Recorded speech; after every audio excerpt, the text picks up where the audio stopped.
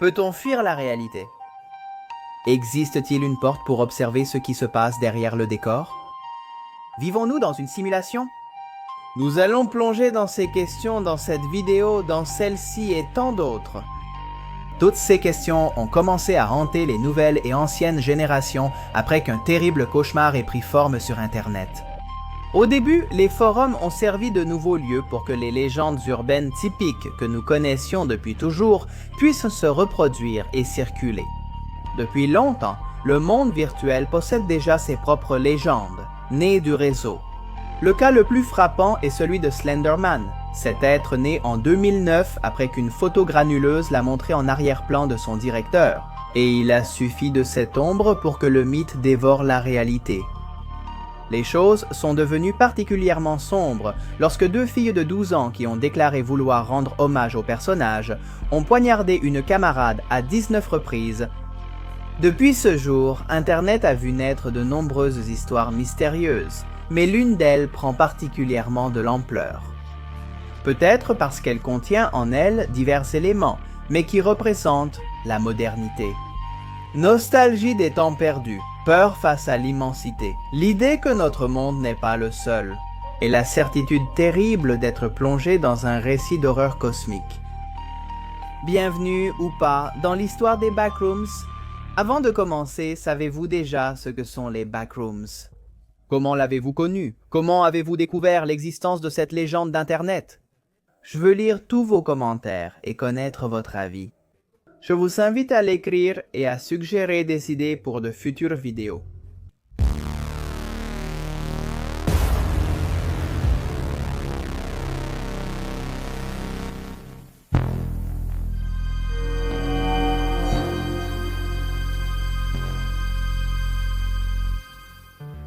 Il était une fois, cette histoire d'horreur se déroule le 21 avril 2019.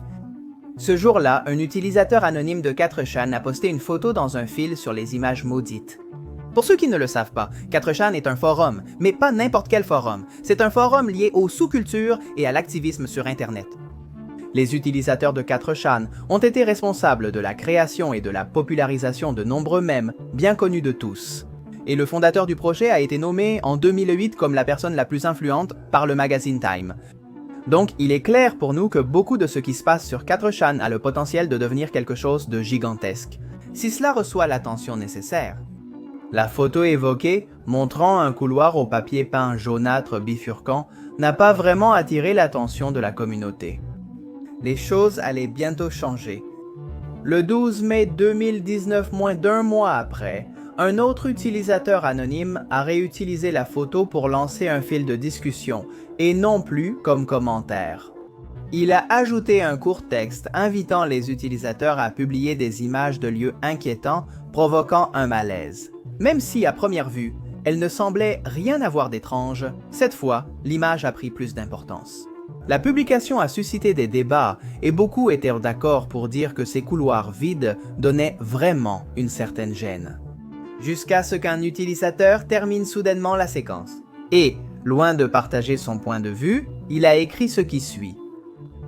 Si tu n'y prends pas garde et que tu t'éloignes de la réalité dans les mauvais endroits, tu finiras dans les backrooms, où il n'y a rien d'autre que l'odeur de la vieille moquette humide. La folie du papier jaune, le bruit de fond interminable des lumières fluorescentes au bourdonnement maximal. Et environ 600 millions de miles carrés de pièces vides, segmentées au hasard, dans lesquelles tu peux rester piégé. Et ce n'est pas tout. La dernière ligne était, pour certains, la pire. Que Dieu te vienne en aide si tu entends quelque chose rôder près de toi, car c'est certain que cette chose t'a entendu. Pourquoi cet utilisateur avait-il écrit cela? Et surtout, que sont les backrooms? 2 jours plus tard, le coup de grâce donnait naissance au creepypasta le plus célèbre de notre époque. Un autre utilisateur anonyme a publié un message combinant images et texte.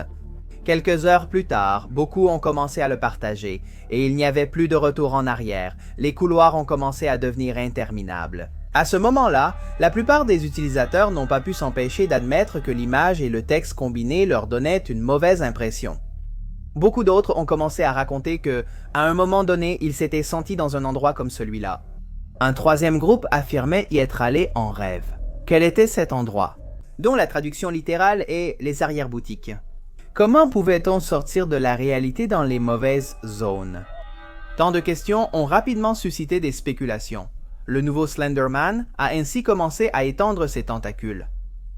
Plus d'opinions, plus de photos de lieux similaires, plus de récits qui donnaient à ce monde étrange une forme encore plus étrange. Bien sûr, à la fin du mois de mai 2019, les backrooms étaient déjà un murmure sur des pages spécialisées dans les histoires maudites d'Internet. Aujourd'hui, 3 ans plus tard, ils sont largement recherchés chaque jour et chaque minute, leur mythologie grandit et s'étend. On parle de différents niveaux des backrooms, et même des créatures que l'on peut y rencontrer. La frontière entre réalité et fiction est floue. Il y a même des astuces pour ceux qui voudraient tenter de franchir la porte qui sépare notre monde ordinaire des backrooms. Mais ne nous avançons pas. Avant de nous plonger dans ces questions, voyons ce que nous pouvons trouver dans ces lieux mystérieux.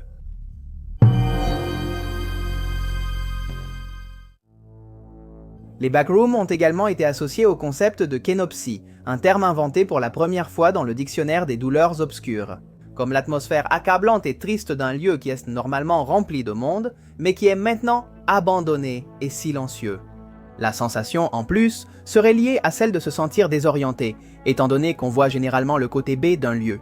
Quand on le traverse dans une situation inhabituelle, se perdre est la situation inhabituelle par excellence. Qui ne s'est jamais perdu et a fini par passer par l'arrière d'un endroit, entre des couloirs moisis et des fuites d'eau? Un grand groupe de personnes qui sont attirées par les backrooms comprennent, dans ces explications rationnelles et simples, le potentiel de tout le concept. Ils savent que c'est de là que provient cette anxiété profonde, et parfois effrayante, qui surgit lorsqu'on voit une image de couloir négligé et interminable. Pour eux, se perdre dans ces labyrinthes sinueux serait déjà bien trop terrible. Ils perçoivent les backrooms comme un univers potentiellement infini, sans division précise en niveaux, ni ne possède pas de vie en soi. Ils perçoivent dans la solitude des images originales toute la terreur que peut susciter cette affaire. Cependant, d'autres personnes ont rassemblé des expériences et des approches d'autrui pour construire des visions du monde plus globales et surtout bien plus étranges.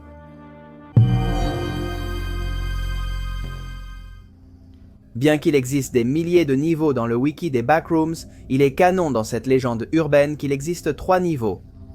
Voyons-les un par un. Le niveau 0 correspond à celui visible sur la photo originale des backrooms, qui présente toutes les caractéristiques les plus connues de ce creepypasta, la moquette humide, les murs jaunes monochromes et les lumières fluorescentes bourdonnantes. Ce niveau permet aussi à quelqu'un de revenir à la réalité. Être transporté au début du niveau ou dans une nouvelle dimension avec d'autres êtres hostiles.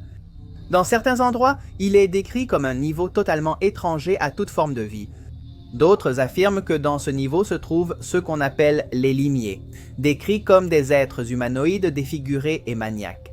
On dit que si de nombreuses personnes entrèrent dans l'endroit en même temps, elles apparaîtraient immédiatement à différents endroits de la carte. Ainsi, la solitude semble être une autre des caractéristiques de ce niveau. En errant des jours au niveau 0 sans tomber dans un piège ou raccourci, on peut atteindre le niveau 1. Le niveau 1 est plus sombre que le niveau 0 et présente une architecture plus industrielle, avec des sons mécaniques que l'on entend partout, provoquant des échos et la paranoïa qui s'ensuit. Le niveau ressemble à un entrepôt sombre tout droit sorti d'un film noir et lugubre, avec une brume basse et des flaques d'eau un peu partout. Dans cet endroit, les lumières ne clignotent plus seulement de façon intermittente, mais elles peuvent aussi s'éteindre complètement, de façon abrupte. Les conséquences de cela? Eh bien, rien de bon. Quand les lumières s'éteignent, les êtres sortent. Et cela signifie une seule chose. Tu es condamné? Il peut aussi arriver que le hasard t'emmène jusqu'au niveau 2, un endroit où, malheureusement, tu serais aussi condamné. Les murs du niveau 2 sont remplis de tuyaux. Les sons indéchiffrables se multiplient, la température augmente, tout comme la sensation d'humidité et d'étouffement. Il est normal de transpirer dans cette atmosphère lourde et parfois étouffante. Ceux qui ont survécu au niveau 2 et ont pu revenir à l'un des autres niveaux n'ont pas été très précis lorsqu'ils ont partagé leur expérience. Ils suggèrent simplement de rester calme. La façon de s'échapper des backrooms, c'est d'accepter que ça va devenir ta maison pour toujours. Les créatures qui apparaissent là-bas sont plus susceptibles de se faufiler dans l'ombre et elles sont impitoyables. Le niveau 2 leur donne plus de sécurité car elles s'y sentent plus à l'aise. À ce niveau, les créatures jouent souvent avec le voyageur, sachant qu'elles ont le contrôle. Elles aiment s'amuser, donnant à leur proie l'illusion qu'elles vont pouvoir s'échapper. Les backrooms expliqués en 3 niveaux ne sont pas restés inchangés très longtemps. Quelqu'un n'a pas tardé à mentionner des sous-niveaux ou des salles particulières qui peuvent apparaître dans les niveaux si l'on cherche avec soin. Un autre, il a mentionné qu'il existe même des ponts qui permettent de voyager vers d'autres niveaux alternatifs qui mèneraient à leur tour à d'autres niveaux, et ainsi de suite, indéfiniment. C'est ce qu'on appelle la version étendue des backrooms. Et si jusqu'ici vous pensiez que c'était déjà un peu effrayant, laissez-moi vous dire que je ne vous ai encore rien raconté. La version étendue des backrooms imagine des niveaux infinis en perpétuelle exploration et création. Cette version présente les backrooms comme faisant partie d'un système moins rigide et plus vivant en soi. Avec des niveaux qui se déploient et se tordent, il n'y aurait plus seulement des raccourcis ou des pièges, mais aussi des anomalies physiques et spatio-temporelles. Chaque niveau varie en taille, sécurité et interaction avec le visiteur occasionnel. Certains niveaux abritent des communautés durables de survivants qui se sont regroupés au fil de leurs rencontres. D'autres niveaux sont mortels pour les voyageurs. Beaucoup d'autres niveaux sont même mortels pour tout type de vie. Et là-bas, même les entités qui dans d'autres niveaux sont au sommet de la chaîne alimentaire ne survivent pas. Certains niveaux semblent plus familiers que d'autres. Certains ressemblent à des paysages non terrestres ou représentent des bâtiments qui, sans aucun doute, ont été construits par d'autres civilisations. Certains sont trop silencieux et statiques, tout paraît identique, tandis que d'autres sont dominés par le chaos. Et il suffirait de quelques secondes entre ces murs pour te rendre fou.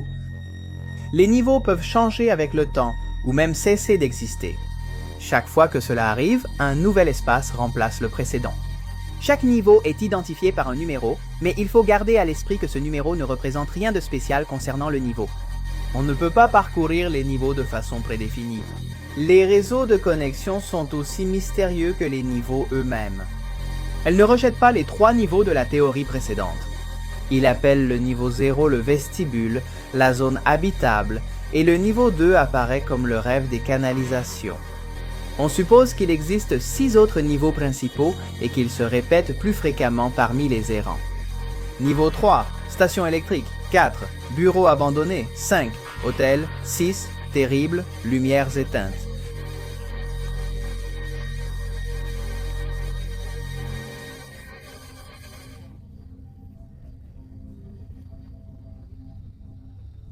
Mais ils n'ont pas assez de caractéristiques distinctives pour avoir leur propre numéro. Beaucoup de sous-niveaux continuent avec le thème de leur niveau principal, mais avec une variation différente. Les niveaux anormaux sont de nature mystérieuse, ils n'ont pas de numéro spécifique, et les archives qui existent à leur sujet sont défectueuses ou incomplètes. Cela signifie qu'ils ont été mentionnés à un moment donné, mais ces informations n'ont été corroborées par personne d'autre. Ils sont désignés par des symboles, des valeurs numériques exagérées ou leur caractéristique la plus distinctive. Bien qu'ils ne soient pas nécessairement plus dangereux, ces endroits ignorent généralement les règles.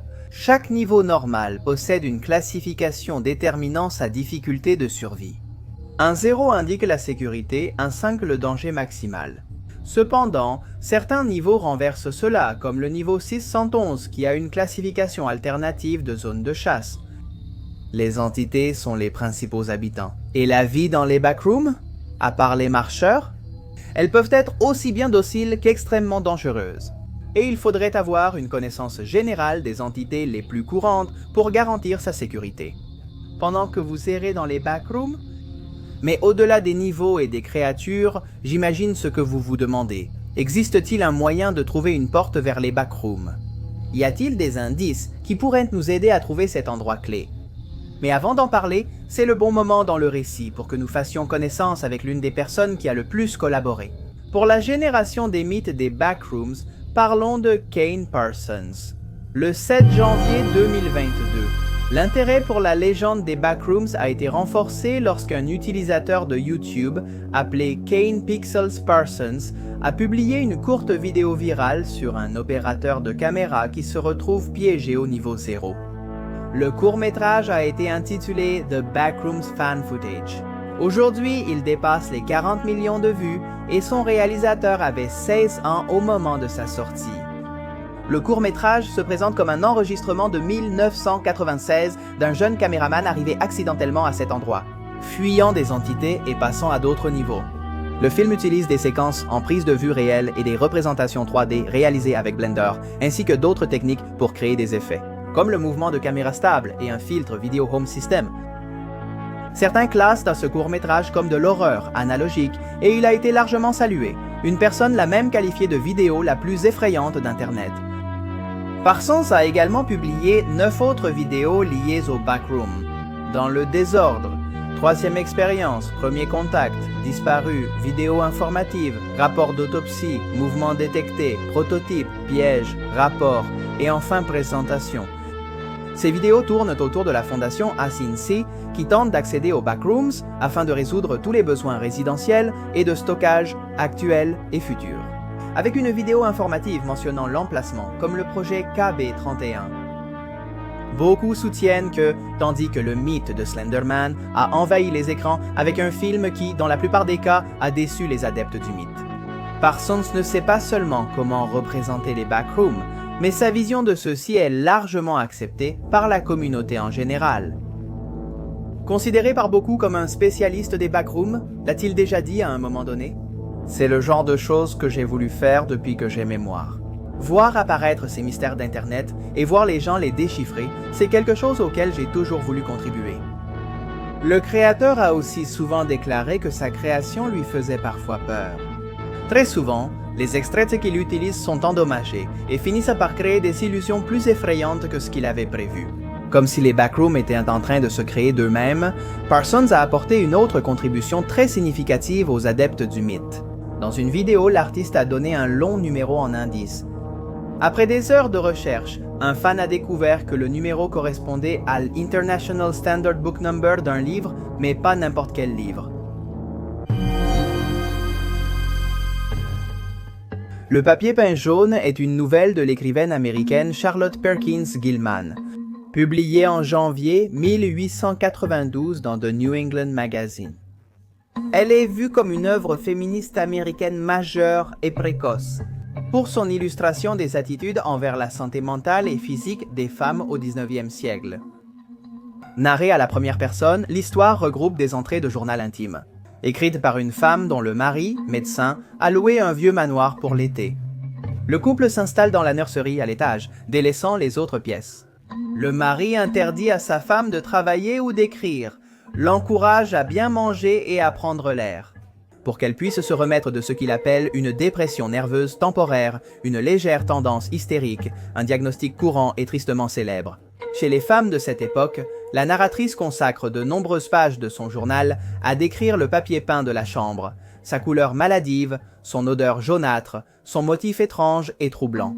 Comme une chaîne interminable de champignons vénéneux, surgissant et surgissant en circonvolution sans fin. Elle devient aussi obsédée par les taches jaunes qu'il laisse sur la peau et les vêtements. Elle affirme que plus on reste longtemps dans la chambre, plus le papier peint semble muter, surtout à la lumière de la lune.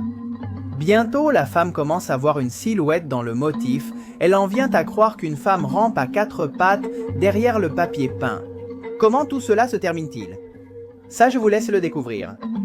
L'important, c'est que beaucoup ont commencé à comparer le papier peint jaunâtre décrit dans le récit avec celui qui apparaît sur la photo à l'origine du mythe. Et si ce récit d'horreur, considéré comme un joyau de la littérature gothique et admiré par Lovecraft lui-même, n'est en réalité que le témoignage précoce d'une porte vers les backrooms en train de se manifester?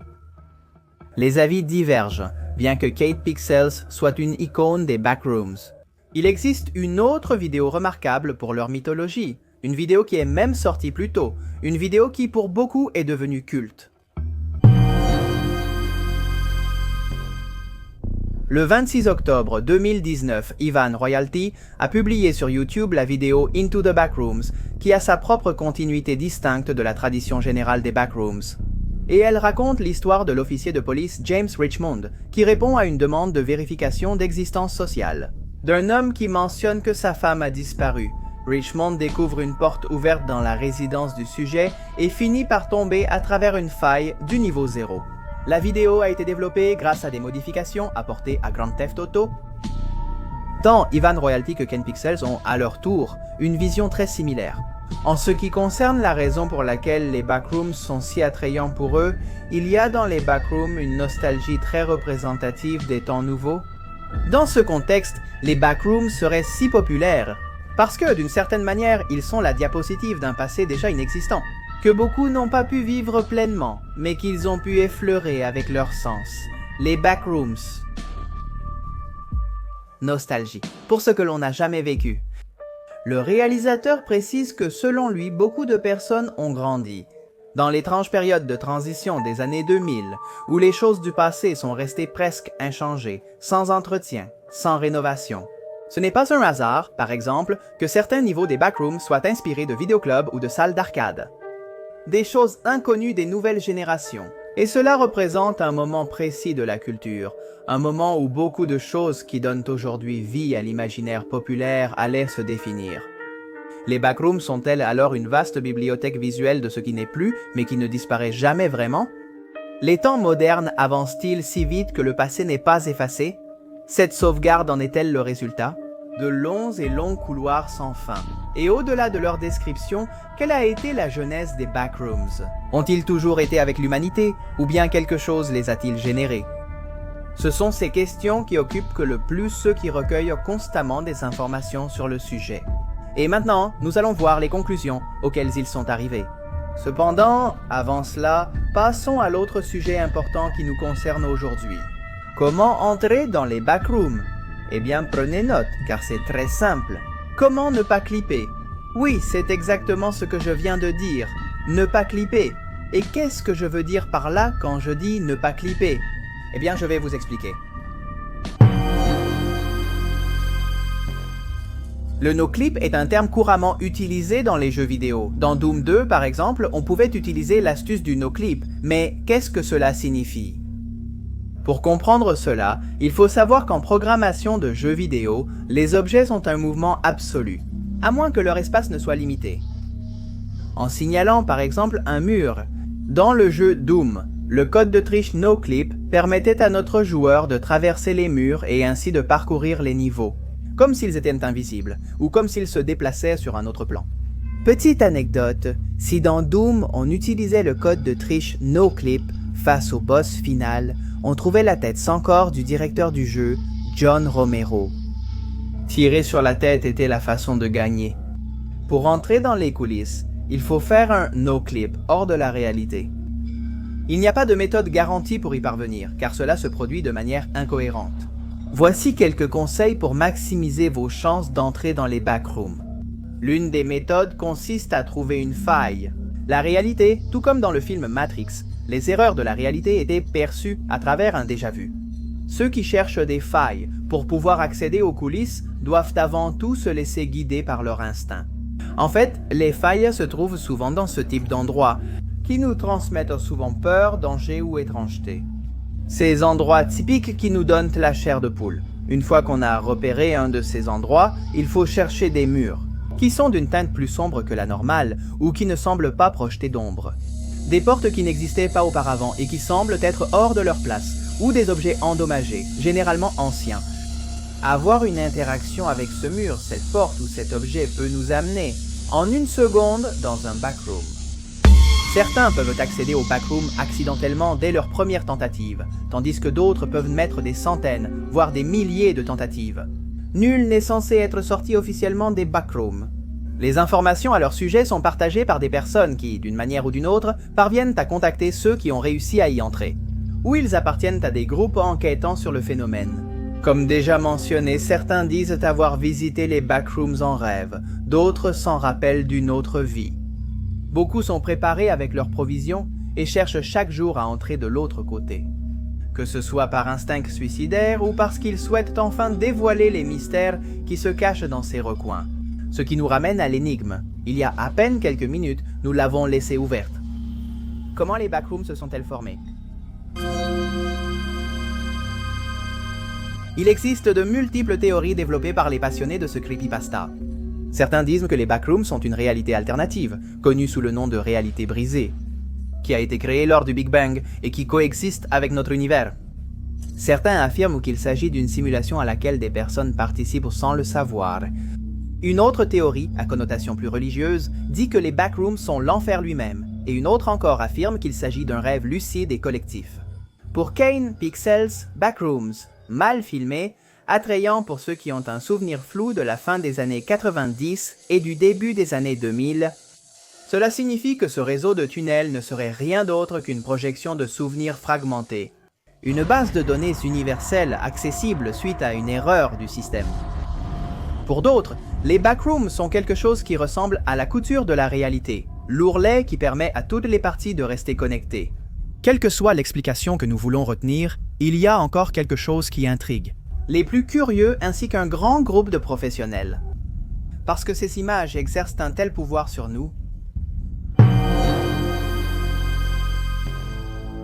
de nombreux psychologues et sociologues ont étudié le phénomène des backrooms. Pourquoi ces couloirs rendent-ils si accros et procurent-ils un sentiment d'expérience partagé à ceux qui les regardent?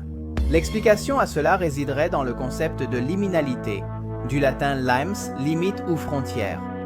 Le concept de liminalité est une notion développée dans le livre Rites de passage d'Arnold van Gennep. Il évoque l'ouverture et l'ambiguïté propres à la phase intermédiaire d'un mouvement. C'est être dans un espace seuil entre une chose qui est partie et une autre qui est sur le point d'arriver. Il s'agit donc du moment qui permet le passage d'une condition à une autre. Maladie, adolescence, état entre sommeil et éveil ou folie passagère.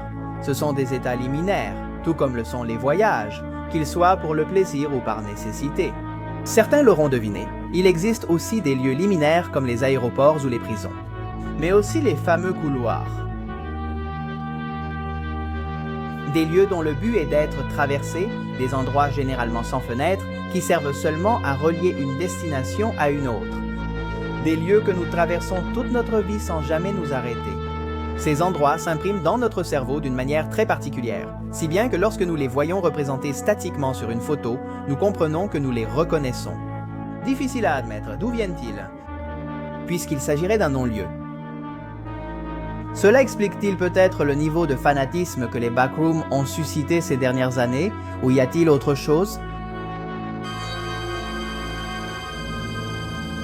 D'une manière ou d'une autre, les backrooms sont devenus l'un des principaux exemples de légendes urbaines. Créées par une immense communauté en ligne, elles sont une construction collaborative qui a largement dépassé leurs prédécesseurs.